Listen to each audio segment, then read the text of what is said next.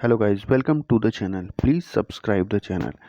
MSc यानी Munich security conference हर साल की तरह इस साल भी जर्मनी में आयोजित की जा रही थी, जिसमें यूरोपियन लीडर्स के साथ हमारे एस जयशंकर जी ने भी पार्टिसिपेट किया। और एस जयशंकर जी ने इस बार यूरोप को ऐसा धोया कि उन लोगों की मतलब ऐसा सोचा भी नहीं रहा होगा कि जयशंकर जी हमको ऐसा ही धोएंगे। हालांकि वो ये कारनामा बार बार करते रहते हैं, मगर एमएससी कॉन्फ्रेंस में जिस तरह से उन्होंने यूरोपियंस को लताड़ा है डबल स्टैंडर्ड्स के लिए, वहीं उपराष्ट्रपति जेडी वेंस ने भी खूब खरी खोटी सुनाई है। आइए जानते हैं उन्होंने असल में इंडेक्स फिंगर क्यों दिखाई है।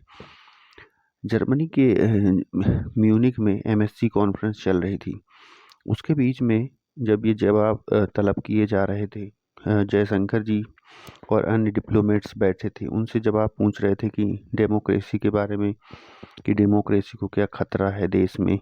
तो उन्होंने कहा कि नहीं, हमारे यहाँ करीब करीब 70 करोड़ लोगों ने वोट डाला है, बल्कि पिछले 10 वर्षों में वोट डालने वालों का प्रतिशत 20% बढ़ गया है। और उन्होंने कहा कि यूरोपियंस को डेमोक्रेसी की चिंता नहीं करनी चाहिए, और यूरोपियंस का जो डेमोक्रेसी मॉडल है तो वो अपने हिसाब से मोल्ड करते हैं। कई जगह अस्थिर सरकारें या विद्रोहियों को भी ये लोग सपोर्ट कर देते हैं, तब इनका डेमोक्रेसी का मॉरल कहाँ जाता है। उन्होंने इंडेक्स फिंगर शो करते हुए दिखाया कि ये देखिए, मैं अभी वोट डाल के ही आ रहा हूँ। तो आप लोगों को डेमोक्रेसी की चिंता करने की ज़रूरत नहीं, करने की ज़रूरत है। यही उन्होंने लताड़ते हुए और एक अन्य वक्तव्य में कहा कि जो हमारे देश में यूरोपियंस वेस्टर्न राजदूत रहते हैं, वो कहीं अपोजिशन से मिलेंगे, कहीं लेफ्ट से मिलेंगे, कहीं भारत के विरुद्ध काम करने वालों से मिलकर काम करते रहते हैं, भारत के खिलाफ। अभी हालिया जब केजरीवाल का मामला हुआ था, तब जर्मनी से बार बार कमेंट्स आ रहे थे कि आखिर जो डेमोक्रेसी खतरे में है, ये इन चीज़ लोकतंत्र के लिए ये अच्छा नहीं हो रहा अपोजिशन लीडर्स को। तो जर्मन लोग बार बार कमेंट कर रहे थे, जिस पर इंडिया ने तगड़ा जवाब भी दिया था। और जयशंकर, जो कि एक हाजिर जवाबी के लिए जाने जाते हैं, उन्होंने इस प्रेस कॉन्फ्रेंस में यूरोपियंस एम्बेसडर को धुआं कर दिया और सोचने पर मजबूर कर दिया कि ये लोग कैसे डबल स्टैंडर्ड पे काम करते हैं। वहीं जेडी वेंस ने भी ऐसा सुनाया कि यूरोप में आग लग गई।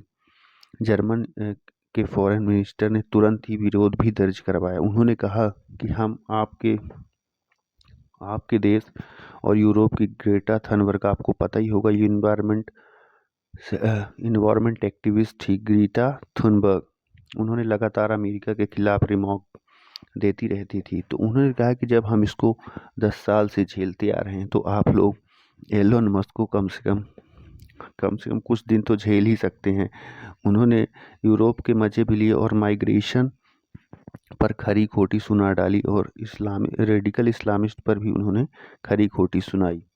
तो कहीं ना कहीं यूरोप को चारों तरफ से प्रेशर झेलना पड़ रहा है, चाहे वो इंडिया हो, चाहे अमेरिका की तरफ से हो।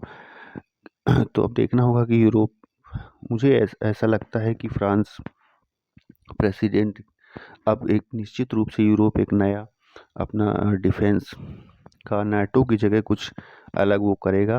और इन लोगों का हमेशा ही डबल स्टैंडर्ड रहता है। वो डेमोक्रेसी का लेक्चर सबको देते रहते हैं, लेकिन खुद फॉलो नहीं करते हैं, हमेशा सेपरेटिस्ट रिजीमों को बढ़ावा देते हैं। आपका क्या सोचना है, ज़रूर बताइए। जय Hind. Please follow the channel. आपको वीडियो अच्छा लगा हो तो प्लीज़ लाइक और सब्सक्राइब ज़रूर करिए। जय हिंद, भारत माता की जय। और इस डबल स्टैंडर्ड के बारे में आप लोगों का क्या मानना है, सुझाव ज़रूर दीजिएगा। और वीडियो अगर अब आपको अच्छे लग रहे हों और इस तरह की वीडियो आप और चाहें तो प्लीज़ लाइक और कमेंट ज़रूर करिए। धन्यवाद।